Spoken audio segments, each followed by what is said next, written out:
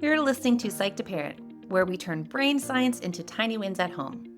I'm Dr. Amy, your not-so-typical school psychologist, mom of two, and endurance athlete. I love a good data set and a diagnostic manual. But I also forget permission slips, overthink IEP emails, and occasionally replay the moment I snapped at my kids in the car. In other words, I'm in the messy middle with you, not above it.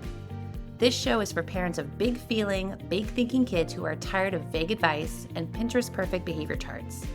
Each episode, I'll pull back the curtain on what I see in real evaluations, school meetings, my private practice, and my own kitchen, and translate the research into simple scripts, tiny routines, and nervous system friendly tweaks you can actually use. Think of it as a nervous system rehab meets mindset coaching meets a smart, slightly spicy, non-judgy friend in your earbuds. We'll take one real life challenge at a time and shrink it down into 1 or 2 tiny wins you can start this week. No perfection, no 47-step sticker systems, just small, repeatable shifts that add up over time. Quick legal-ish note in plain English. This podcast is for education and support. It's not therapy, it does not create a clinical relationship, and it's not a substitute for personalized medical or mental health advice. If you're worried about your child's safety or mental health, or your own, please reach out to a trusted professional. Okay, deep breath, drop your shoulders. You're not behind and you're not alone. Let's get psyched to parent. It's the first Monday of winter break. In your head, this day was going to be cozy and magical. Pancakes, maybe a board game, definitely no packing lunches or hurrying to get to school or catch the bus. But in reality, by 9:15 a.m., one kid is sobbing on the floor because the syrup touched the eggs. The other kid is trailing you around the kitchen asking, "What are we going to do? What are we going to do? Mom, Dad, what are we going to do?" At our house in Florida, this is usually the moment when someone can't find one Lego piece that is absolutely essential to life and we can't move forward with building until we have it. Someone is absolutely outraged with me because they built this massive blanket fort in the middle of the hallway and no one can pass through. And I moved it. And then I'm standing in my slippers thinking, we finally get a break. I don't have to work so much this week. You may catch yourself thinking, what is wrong with my kids? This is supposed to be fun. Why are they melting down more now that life is easier? That's the moment I want to sit on the kitchen floor with you and say, nothing is wrong with you and nothing is wrong with them. Their brains just lost their trail map. Welcome back to Psych to Parent. I'm Dr. Amy Patenaude, school psychologist, parent of big feeling kiddos, wife, endurance athlete, and your resident brain science translator. I've spent years in schools watching what happens to kids' brains when the structure changes after long weekends, after testing season, after breaks. The patterns are so predictable that school psychologists can almost set their watches to them. In this bonus episode, we are going to talk about what happens in your child's brain and nervous system when school routines suddenly disappear over winter break? Why, quote, relaxing family time often looks more like grumpy, clingy chaos. How to build a simple, research-backed winter break rhythm that helps your child's brain feel safer without you feeling like you're turning into a drill sergeant. And I'll pull back the curtain on what it actually looks like at my house with my kids, not just in the textbook or what the parenting books say. For me, break can feel like whiplash. Right now, I'm recording this episode while my kids are still in school. We haven't gotten out yet for winter break. And this week feels like a sprint. I'm juggling homework folders, sports practices, end of semester projects, exams, holiday events, parties. My kids are running on adrenaline and cafeteria food. Our calendar looks like a wall of sticky notes has exploded. And there's still a list a mile long of things that need to be done before the holiday season starts and we celebrate with our families. But then we get to winter break and it's silence. There's no bus, no bell schedule, no school emails, just everyone at home. Now at my house, winter break is kind of this mashup of me still writing reports, podcast stuff. My husband is juggling his work. And the kids are wondering, is this going to be a pajama all day kind of day where we get to play video games and watch Netflix? Or is mom about to spring a family outing on us and make us go to the zoo or the aquarium?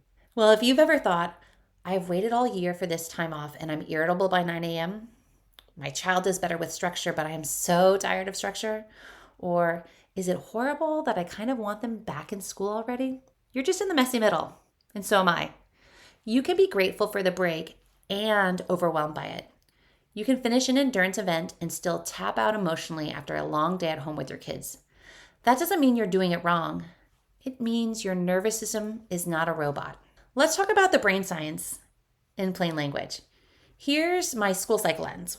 When I do classroom observations, one of the things I look for is predictability. Kids do really well when they know what's coming and what to expect next. Some of the questions that I ask myself are, do kids know what's coming next? Are there visual schedules in the classroom? Are the routines that the teacher has consistent? Now, that's not just about good classroom management, it's about brain science. Kids' brains love predictability. During the school year, they have a built-in rhythm. For kids, it's we wake up, we get dressed, we eat breakfast, pack my backpack, I hop in the bus or in the car, I go to school, get to class, there's special activities, I have lunch, recess, and then I go home. Now, even if there are rough patches, their brain roughly knows after this, then that, and eventually I get to go back to my safe place with my safe people and my bed at home. Research backs this up. Kids who experience regular family routines, consistent morning rhythms, family meals, bedtime rituals tend to show fewer behavior problems, better emotion regulation, more overall mental health stability. Now, routines act like scaffolding for the nervous system. The brain doesn't have to constantly ask, what's happening? Who's in charge? When do I get a break? Then winter break hits, and almost overnight, the scaffold disappears. From your child's perspective, their brain is suddenly trying to figure out, what time do we eat? Are we leaving the house today? Is this an all-day screen kind of day, or do we have limits? Who's in charge of me right now? My mom, my dad, grandma, a sitter, my iPad? If we layer on top of that multiple households, grandparents visiting, or shifting nap and bedtime routines, that is a lot of unpredictability. In kids, the brain's alarm system, that watchful, is this safe part gets louder. So we oftentimes see kids who become more clingy. They might have more meltdowns over tiny things. And we might even see more control battles around things like food, screens, and transitions. And when the environment gets loud, cluttered, and unpredictable, kids are more likely to struggle with behavior and emotion regulation. Not because the parents don't care, but because everyone's nervous system is working harder than usual. So when your 6-year-old loses it because the blue cup is dirty, you're not seeing a spoiled child. You're seeing a nervous system trying to feel safe again. Let me tell you about a student I worked with. We'll call her Lila. She's an 8-year-old who's in 3rd grade. And during the school year, teachers have described her as being sensitive, rule follower, a little bit anxious, but overall doing really well at school. She has friends, she earns good grades, no behavioral concern. Then every winter break, like clockwork, her mom would email me and say, Amy, we planned all this fun stuff, but Lila is way more irritable and she's clingy. She dissolves over the smallest thing, and we thought taking pressure off her would help. Why does she seem so miserable? Now, when Lila's mom and I went and looked at her days, they sounded a lot like what you might be experiencing at home. Lila was sleeping into different times each day. There were random outings. There was lots of, we'll see, and we'll decide later kind of talk at our house. And then you sprinkled in some screen time. And her brain, it felt like it just got dropped in the woods with no trail markers, no map. So no wonder she was feeling dysregulated.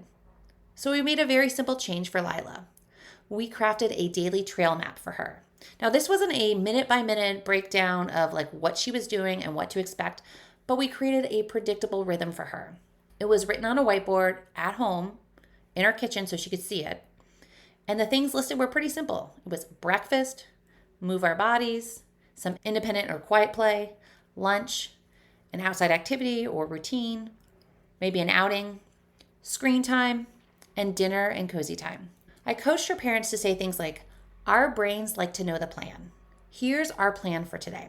And to keep that basic rhythm most days, even if the details changed. Then we had the next break, and Lila's mom emailed me and shared this with me. Lila is still sensitive, she's still got those big feelings, but the wheels aren't coming off every 45 minutes anymore. Now at my house, we do something similar. We slap a very imperfect daily plan on the fridge. Someone always doodles on it, usually my daughter. She loves to get crafty. And someone always writes something like butts at the bottom, usually my son. But having some trail markers brings everyone's volume down a notch. They know what to expect. They can plan for and predict it.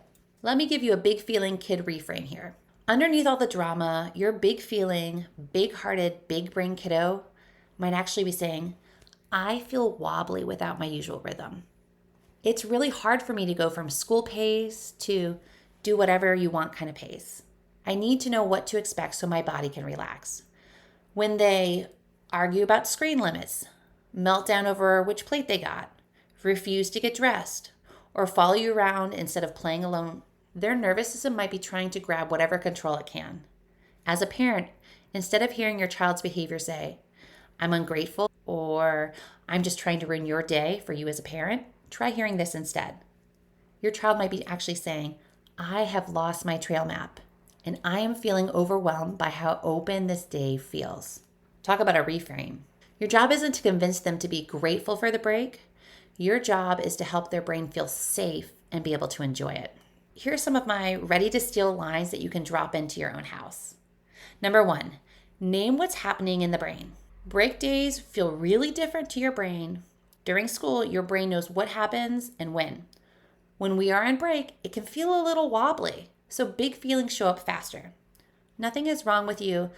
Let's make a simple plan for today together. Number 2, create a gentle daily map. We're not doing a strict schedule, but here's our rhythm for today. Breakfast, then some quiet play while I do a bit of work. After lunch, we'll go outside. Number 3, validate and offer an anchor. You're not sure what to do with yourself right now. That makes sense. These things changed really fast this week.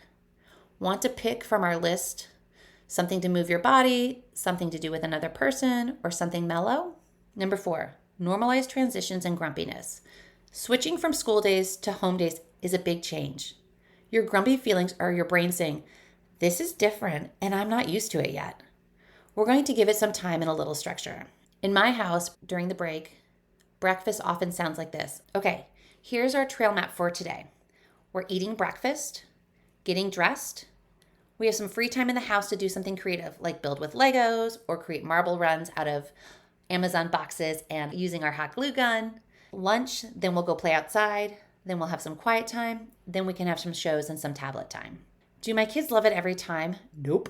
But the complaining is a lot shorter when their brain knows what's coming next. Here's your winter break tiny win rhythm. Move, meet, mellow. You don't need a color-coded spreadsheet, just 3 daily anchors. Move, some kind of body movement. Scooter or bike around the block. Maybe it's a 10-minute dance party in the living room. Maybe we're creating a ninja training obstacle course with pillows and couch cushions. Then meet. It's some kind of connection. It can be one short game like cards, Connect 4, Uno, whatever your tolerance is for losing to a 7-year-old, but not letting them win on purpose. We'll talk more about games in a future episode. I'm super excited about it. Could look like reading a chapter aloud while everyone flops on the couch, FaceTiming with grandparents or a family friend. Mellow is some kind of reset. It's 20 to 30 minutes of separate room quiet time. There might be audiobooks, music with dim lights, maybe there's coloring, puzzles, organizing Pokemon cards. You can draw 3 icons on the sticky note. A stick figure running, 2 stick figures together, and a small cloud. And say, today we're doing 1 move, 1 meet, and 1 mellow. Everything else is flexible. In my house, it might look like riding our bikes to the park, playing a round or 2 of Uno, everyone taking a break in their rooms to read or relax after eating lunch, and that's it. That's the research-backed, real-life, good enough routine. Now here's a question I want you to reflect on. Ask yourself this as a parent. What is one small anchor I can add to our days that would help my nervous system and my child's? Not 5 anchors, just 1. Maybe it's we go outside every day after lunch. Maybe it's we always do quiet time from 2 to 2:30. Or we end the day with the same short bedtime ritual. Pick something light enough you can actually stick with it. That's where tiny wins live. And if this episode helped you feel even a little less alone with the winter break meltdowns and the why are my kids falling apart on the fun days feeling, Make sure you're following the podcast so you don't miss future episodes. And send it to a friend who also texts you about 9:15 a.m. chaos on relaxing winter break days. And if you want a concrete tool for the next time your child says, "I'm bored," I made something for you. It's called the Boredom Buster Guide. It's a simple move, meet, mellow menu that helps your child choose what to do without you turning into the cruise director. Inside, you'll find a clear, kid-friendly menu of move, meet, and mellow activity ideas, a step-by-step way to ask it, and then in-the-moment scripts you can copy when your child is stuck or can't pick. And because I know how hard screens can be for family, and it oftentimes feels like a default, there is a script specific to screen time boundary limits, so you can hold the line calmly without a 20-minute debate with your kiddo. You can grab it using the link in the show notes for this episode. We'll keep taking tiny wins together. 1, I'm bored. 1, move, meet, mellow choice. 1, ordinary winter break morning at a time. Happy holidays, friend. Thank you for hanging out with me on Psych to Parent. I'm Dr. Amy, your not-so-typical school psychologist, and I'm genuinely glad you're here doing this work instead of quietly white-knuckling it and blaming yourself. Your tiny win from today's episode is simple. Do not overhaul your entire parenting style. Pick one idea, one sentence, or one tiny shift and try it in a low-stakes moment this week. Then notice what changes, even if it is just by 1%. If you want more support, head over to psychtoparent.com. You'll find show notes, simple scripts, and parent-friendly guides that go with these episodes. While you're there, make sure you join the Tiny Wins mailing list so you get weekly brain-based tips, real-life examples from my work with families, and first dibs on new workshops and resources. It's the easiest way for us to stay connected beyond the podcast. If this podcast was helpful, it really does matter when you tap follow or subscribe. Leave a quick review or text it to a friend who is parenting a big-feeling, big-hearted kid too. This podcast is for education and encouragement. It is not therapy, and it's not a substitute for individualized care. If you're worried about your child or yourself, please reach out to a trusted professional in your area. You are not behind. You are not broken. You are building something new, one tiny win at a time. I'll see you in the next episode, probably with a cold coffee in hand, cheering you on.